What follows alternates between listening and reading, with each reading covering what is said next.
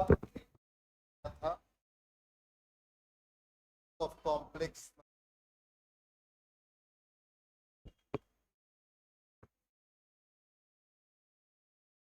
Complex number को हम लोग कैसे यूज करते हैं। एक मिनट,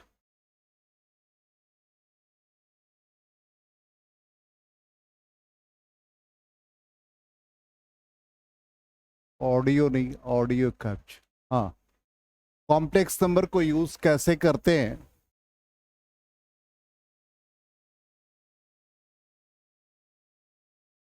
ये पार्ट है कॉम्प्लेक्स नंबर, मैथमेटिक्स के सारे स्टूडेंट जान रहे हैं। इसमें हम लोग इमेजिनरी क्वांटिटी आयोटा यूज करते हैं और iota square is equal to -1। Iota का वैल्यू √-1 होता है। यहां पर हम लोग जो यूज करेंगे वो जे ऑपरेटर यूज करेंगे और इसमें ये ऑलरेडी पढ़ रखा e⁻ iota theta is equal to cos theta plus iota sine theta. पढ़ रखा है सबने। मैथमेटिक्स में एक्सपोनेंशियल के ऊपर पावर आयोटा थीटा, तो इसको लिखते हैं cos theta plus iota sine theta. और यहां पर e⁻j थीटा आयोटा की तरह ही बिहेव कर रहा है, तो cos theta plus J sine theta. ठीक है। अब यहां पर ईएमएफ को, इंस्टेंटेनियस ईएमएफ को हम लोग लिखते थे E is equal to E0 sine omega t. यहां इसको हम लोग इस फॉर्म में लिखेंगे जे ओमेगा टी। तो यहां पर थीटा की जगह पर ये है और ये है। ध्यान दो, बहुत इंपॉर्टेंट सेगमेंट सिखा रहे हैं। अब ये बन जाएगा E0 e⁻j थीटा, तो e⁻j ओमेगा टी है। तो ये बन जाएगा cos omega T plus J sign omega T. वही हमने यहां लिखा है। करेंट को हम लोग लिखते थे I is equal to I0 sine omega T plus five. तो यहां पर I is equal to I0 e⁻j omega T plus five लिखेंगे। इसका मतलब ये I0, अब जे ऑपरेटर के साथ ओमेगा टी था, तो यहां cos omega T plus sine omega T. J operator के साथ क्या है, ये पूरा term omega T plus five, तो ये क्या बन जाएगा cos omega T plus five plus J operator sine omega T plus five. ये लिखने का वे। अब क्या यूज होगा अभी आपको समझ में आएगा। तो यहां तक तो समझ में आ गया कि जे ऑपरेटर को कैसे हम लोग यूज कर रहे हैं। ठीक। अब नेक्स्ट पार्ट, हमको ई आई या वी आई के बीच में रिलेशनशिप डेवलप करना है। तो यहां सबसे पहले यदि सर्किट में सिर्फ रेजिस्टेंस है, तो रेजिस्टेंस के केस में ईएमएफ और करंट सेम फेज में होता है। तो हम ईएमएफ को लिखेंगे E0 साइन ओमेगा टी लिखते थे, तो यहां पर लिखेंगे E is equal to E0 e⁻j omega t. Current में भी सेम फेज होगा, इसलिए I is equal to I0 e⁻j omega t. ठीक। I0 का वैल्यू रख दिया E0 बाई रेजिस्टेंस। ध्यान दोगे, E0 बाई रेजिस्टेंस, और E0 e to the power j omega t को क्या लिखा, इंस्टेंटेनियस ईएमएफ ई, इसलिए आई क्या बन गया, ई बाई आर। अब आई ई बाई आर बन गया तो हम इसको कंपेयर कर लें I is equal to E by Z से, तो यहां हम जेड इंपिडेंस आर के बराबर ही लिखेंगे। जब भी हमको प्योरली रेसिस्टिव सर्किट मिलेगा तो हम इंपिडेंस का वैल्यू सिर्फ और सिर्फ आर लिखेंगे।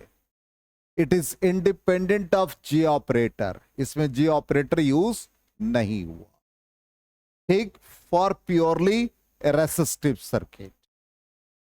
अब आ जाए प्योरली कैपेसिटिव सर्किट है, तो कैपेसिटेंस में करंट लीड करता है कितने एंगल से, 90 डिग्री से। तो I is equal to I naught e to the power j omega T plus pi by 2 आ जाएगा, ठीक।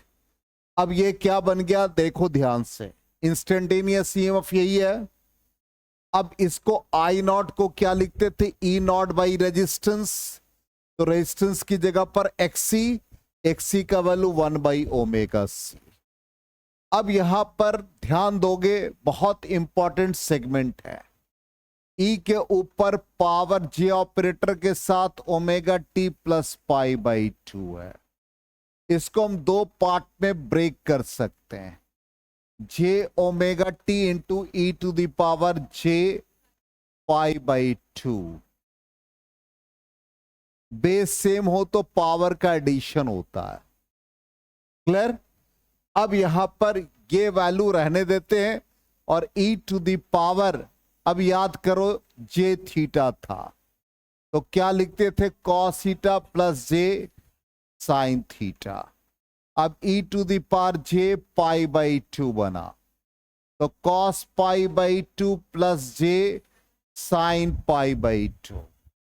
कॉस पाई बाई 2 का वैल्यू 0। ध्यान दो, बहुत इंपॉर्टेंट सेगमेंट है सुधांशु। और ये जे बना साइन 90 डिग्री का वैल्यू 1, ये आ गया। तो e to the power J pi by 2 का वैल्यू जे आ गया, और ये j omega T into j हो गया। अब यहां पर देखो आई इज इक्वल टू क्या लिखा था, I naught e to the power j omega T plus pi by 2। इस पूरे का वैल्यू ये आ गया, ठीक। बाद में हम पुट कर देंगे ई नॉट बाई, इसको हम लोग एक्सी कहते थे, और एक्सी को हम क्या लिखते थे, 1 बाई ओमेगा सी। अब ये पूरा पार्ट क्या बन गया, e to the power j omega T into j. अब ये यहां से न्यूमरेटर में चला गया, क्या बचा, j omega c e naught e to the power j omega t. ये क्या हो गया, ध्यान दे दो, e naught e to the power j omega t क्या बन गया, ई बन गया, ठीक। अब इसको हम जे ओमेगा सी, अब इसको हम लिख सकते हैं e whole divided 1 divided by j omega c. इसका मतलब अब कंपेयर करो e is equal to E by Z से इसको, इसका मतलब ये e by 1 by j omega c. इसका मतलब यहां पर इंपिडेंस क्या बन जाएगा इसका, 1 बाई जेड का वैल्यू क्या बन गया, 1 बाई जे ओमेगा सी। समझ में आ गया। इसका मतलब जब भी कैपेसिटिव सर्किट होगा तो इंपिडेंस क्या लिखेंगे, 1 बाई जे ओमेगा सी। अब रह गया क्या, इंडक्टर। अब इंडक्टर के केस में चलते हैं, प्योरली इंडक्टिव सर्किट। इंडक्टर में करंट क्या होता था, लैग्स बिहाइंड, ठीक। तो माइनस पाई बाई 2, बिल्कुल उसी तरह से क्या आ गया, माइनस जे आ गया। देखो ध्यान से, बहुत इंपॉर्टेंट सेगमेंट है। तो माइनस जे आ गया, तो क्या बच गया, जल्दी से बताओ,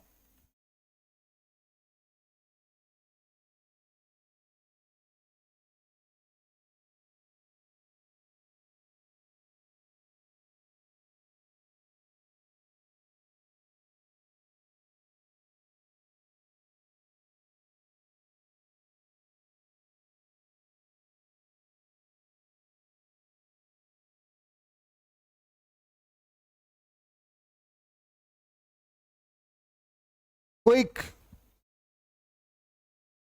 कल लेट हो गए थे क्लास में, आज जल्दी करो।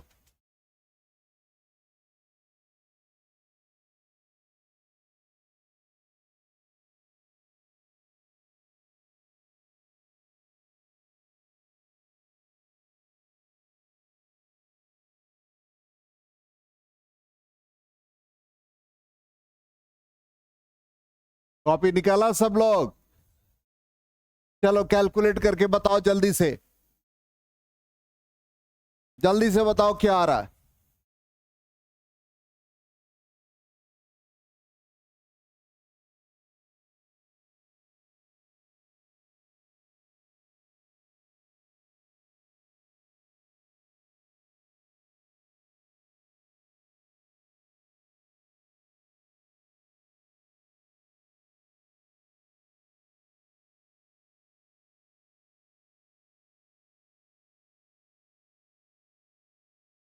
एक्सपैंड करके बताओ जल्दी से क्या आया।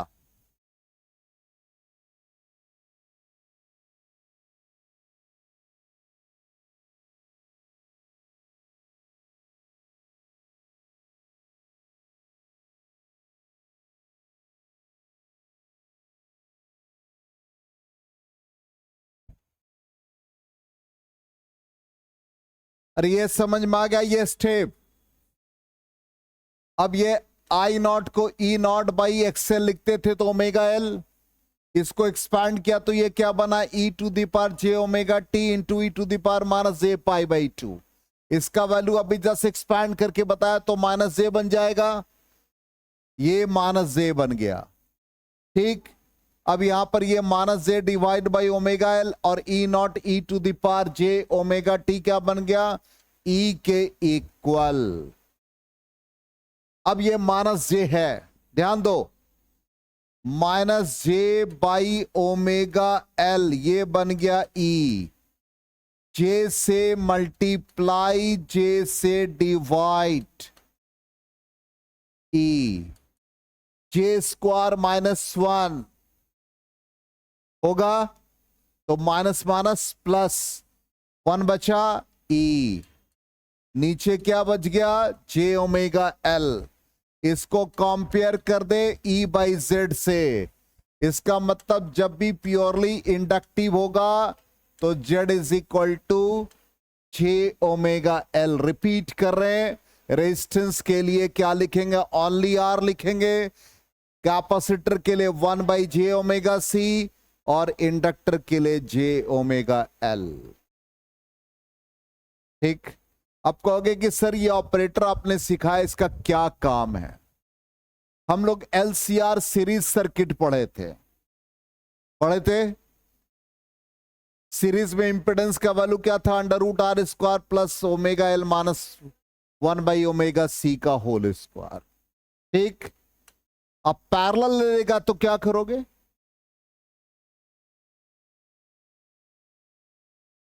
पैरेलल दे देगा एलसीआर, तब क्या करोगे, वही ये यूज होगा। देखो ध्यान से क्या लिखा फाइनल रिजल्ट, इंपेडेंस आर के इक्वल हो गया फॉर आर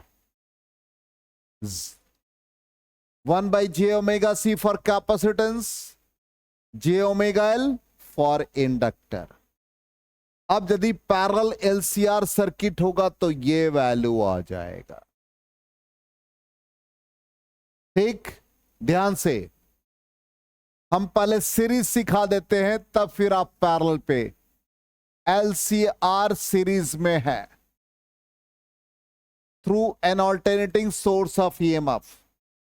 इंपेडेंस का मतलब effective resistance of LCR combination, इसका मत बातचीत नहीं, सारे रेजिस्टेंस को जोड़ दो, ये जेड आर का, जेड एल का, जेड सी का। आर के लिए क्या लिखते हैं, ओनली आर। ठीक, एल के लिए क्या लिखते हैं, जे ओमेगा एल। सी के लिए क्या लिखते हो, 1 बाई जे ओमेगा सी। हम लोग किसी भी कॉम्प्लेक्स नंबर को a प्लस आयोटा बी लिखते हैं और इसका मैग्नीट्यूड निकालते हैं तो अंडर रूट, इसको रियल पार्ट कहते हैं। तो रियल पार्ट का स्क्वायर प्लस इमेजिनरी पार्ट का स्क्वायर होता है। इसका मतलब जे ऑपरेटर कॉमन लेना होगा। तो यहां पर जे ऑपरेटर कॉमन ले लिया, ओमेगा एल। यहां पर जे नहीं है तो मल्टीप्लाई कर दिया, तो डिवाइड भी करेंगे एक तरह। तो यहां पर क्या बन गया, ओमेगा सी। ठीक, लेकिन जे अंदर रह गया, इसलिए नोमिनेटर डिनोमिनेटर में, एक मिनट,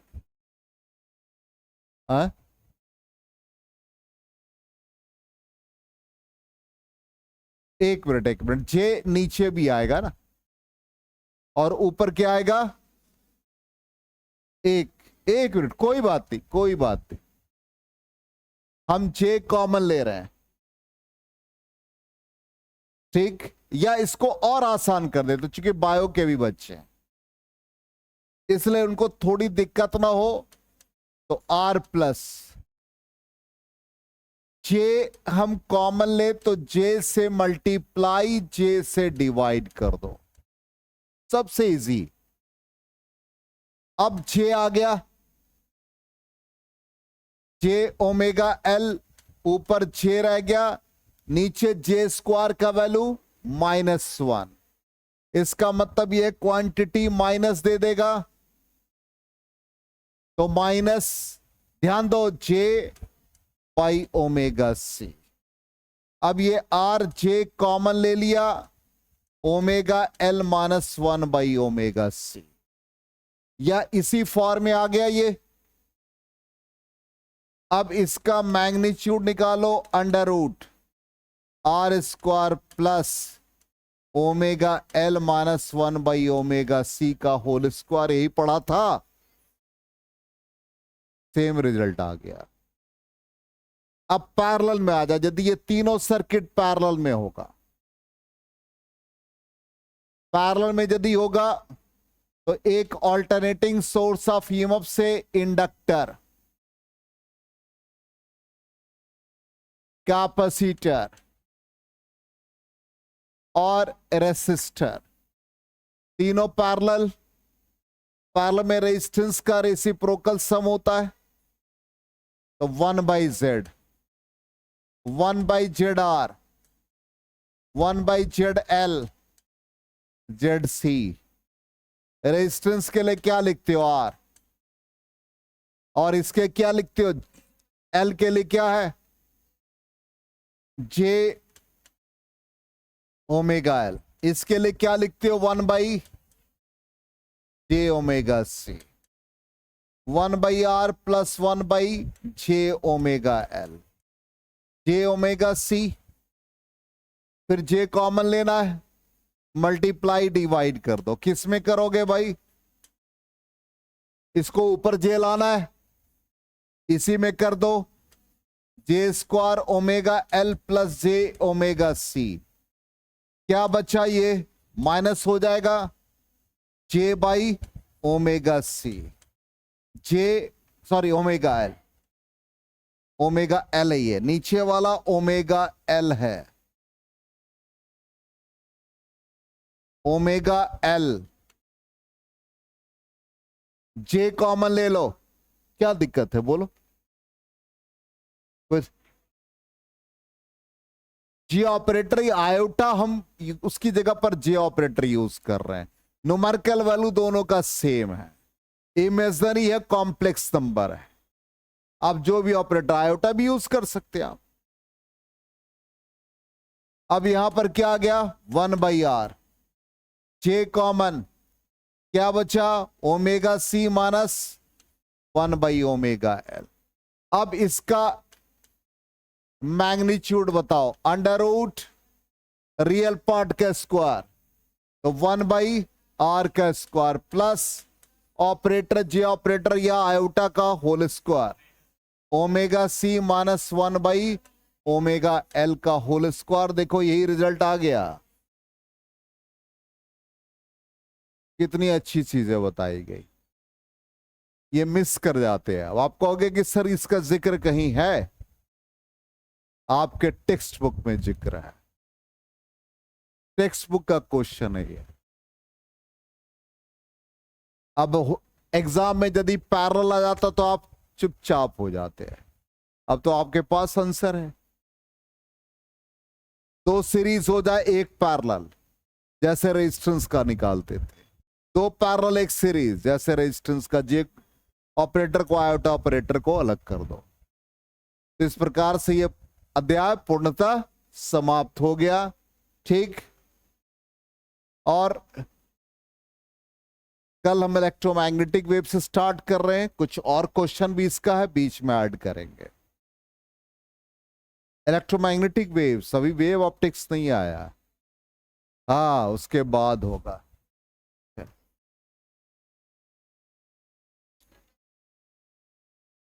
हाँ, वो हम करेंगे, बिल्कुल करेंगे।